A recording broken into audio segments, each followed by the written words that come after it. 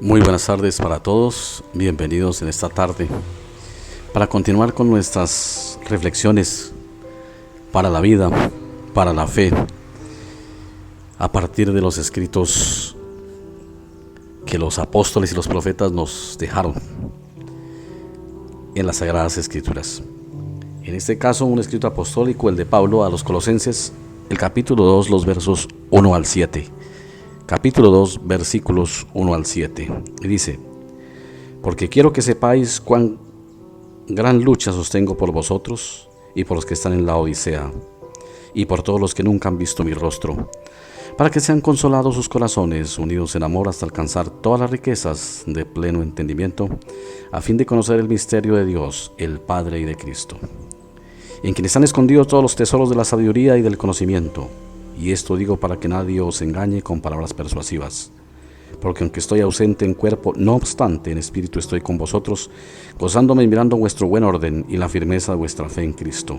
Por tanto, de la manera que habéis recibido al Señor Jesucristo, andad en Él, arraigados y sobreedificados en Él y confirmados en la fe, así como habéis sido enseñados, abundando en acciones de gracias.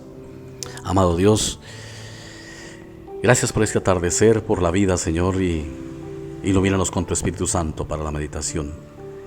En Cristo Jesús. Amén. Desde luego, el contenido de las cartas paulinas es un contenido con un énfasis pastoral. Y el apóstol Pablo alentaba a las iglesias por medio de cartas. Cuando había un problema en una iglesia y él se enteraba, enviaba las cartas para dar instrucciones, para afirmar en la fe, para llamar el orden también. Y aquí está escribiéndole a la iglesia también de la Odisea. Quizás un saludo les manda por medio de la gente de Colosas. Dice: ellos nunca han visto mi rostro, pero a ellos también les envío mis saludos, para que sus corazones sean consolados en amor, hasta alcanzar todas las riquezas de pleno entendimiento, a fin de conocer el misterio de Dios, el Padre y de Cristo. El centro de las Sagradas Escrituras, ya lo hemos dicho muchas veces, es el conocimiento de nuestro Señor y Salvador Jesucristo, la revelación del Padre a través de Él. No se sabe desde cuándo, o quizás siempre, las falsas doctrinas han convertido las Escrituras en un libro casi que mágico, para revelar sueños, en un libro para leer el futuro de los demás, en lo personal, para sacar hasta maneras de cómo levantar tu negocio y cosas así. Lo que hay que preguntarse es si eso es verdad. La Biblia fue escrita para eso. Sacar versículos a partes y a pedacitos y aplicarlos es una de las maneras más incorrectas y malsanas de interpretar las Escrituras. Las Escrituras no están interesadas en decirnos lo que queremos saber. Aprendamos bien esto. Las Sagradas Escrituras no están interesadas o no fueron hechas para decirnos lo que queremos saber, sino lo que necesitamos saber. Y el problema es que hoy la gente quiere hacer de las Escrituras hablar lo que no está diciendo, para que nos diga supuestamente lo que queremos saber, lo que nos gustaría. No, las Escrituras te dicen lo que tú necesitas saber y punto. ¿Y qué es lo que tú necesitas saber? Que Cristo, el Señor Jesús, es el Hijo de Dios, el Salvador del mundo. Eso es lo primero. Lo segundo, que tú y yo somos pecadores y estamos condenados. Si no fuese por Cristo, estuviésemos condenados, y que Él nos salvó de la condenación eterna. Esas son las cosas centrales de lo que las Escrituras dicen. Y que Él nos ama, por eso dice: consolados sus corazones, unidos en amor. Las Escrituras revelan el amor de Dios, porque de tal manera amó Dios al mundo. En Dios están escondidos, dice Pablo, todos los tesoros de la sabiduría y del conocimiento. De manera que un cristiano debe sentirse humildemente, debe sentirse sabio, porque tiene acceso a donde está la fuente de sabiduría y de conocimiento, que es Dios. Pero no. Hoy en día se le está prestando más oído a los que hablan a nombre de la ciencia, a los que sacan doctrinas humanistas basadas en el humanismo, en la ciencia. Ellos tienen más peso que las Sagradas Escrituras. Se pregunta uno: ¿dónde está la sabiduría? ¿En la fuente que Dios reveló o en el pensamiento humano? Porque en últimas todas las ramas del saber, aparte de la revelación bíblica, son pensamiento humano. Pero les damos más credibilidad a ellos. No nos parece que las Sagradas Escrituras reúnan el conocimiento y la sabiduría. Dudamos de ello. En cambio viene un charlatán con mentiras y a él le creemos todo y sin preguntar.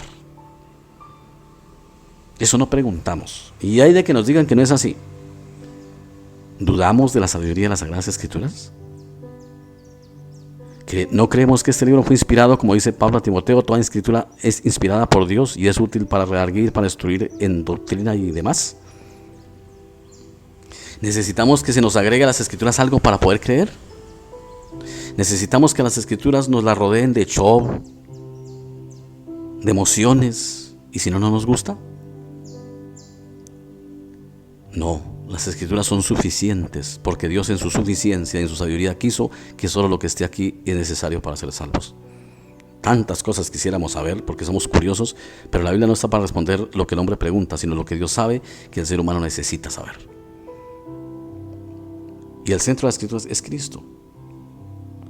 Por eso dice, esto os digo, el versículo 4 del capítulo 2, y esto lo digo para que nadie os engañe con palabras persuasivas.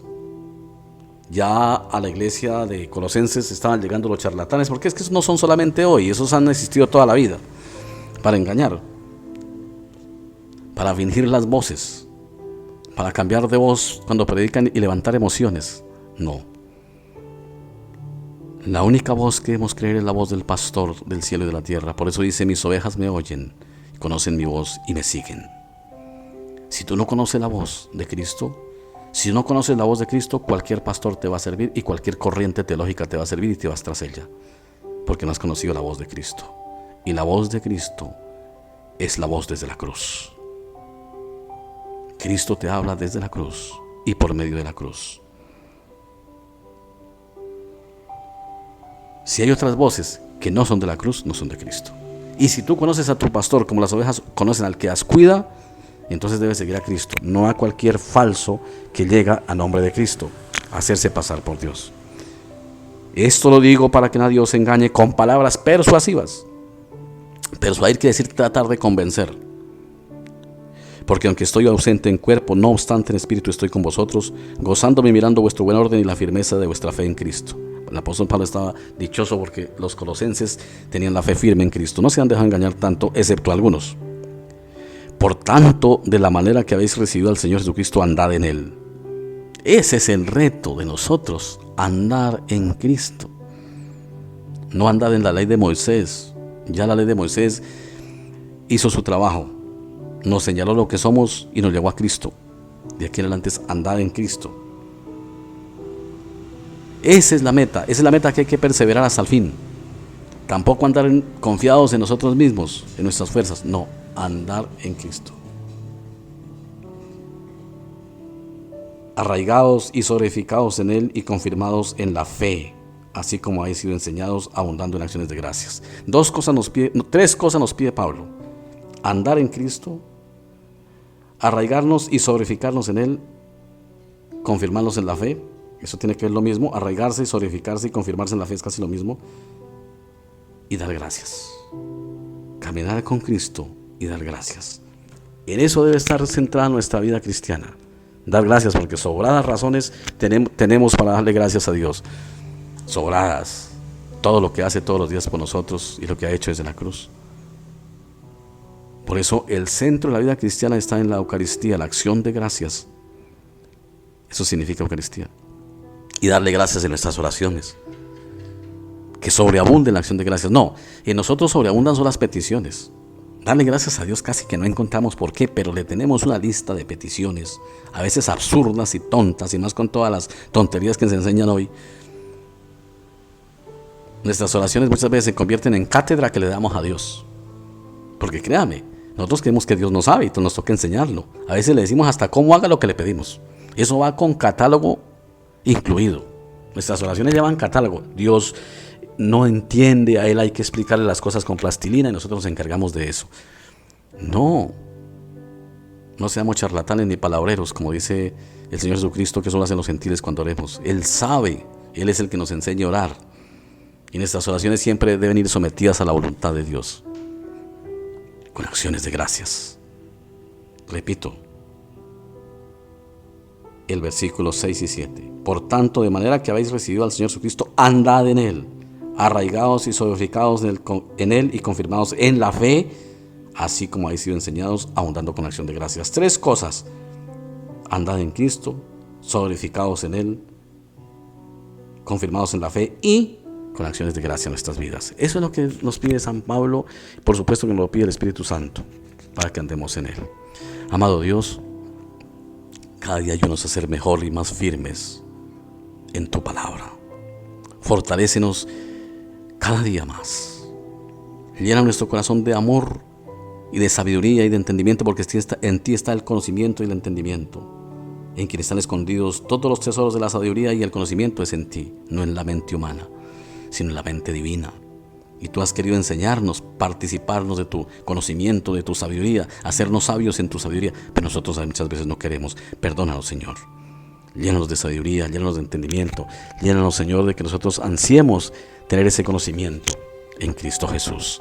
Padre, encomendamos esta noche en tus manos, te pedimos que tú nos guíes, nos guardes y nos protejas. Perdone los pecados que hayamos cometido delante de ti y que tu gracia siempre nos cubra. Por Cristo Jesús. Amén.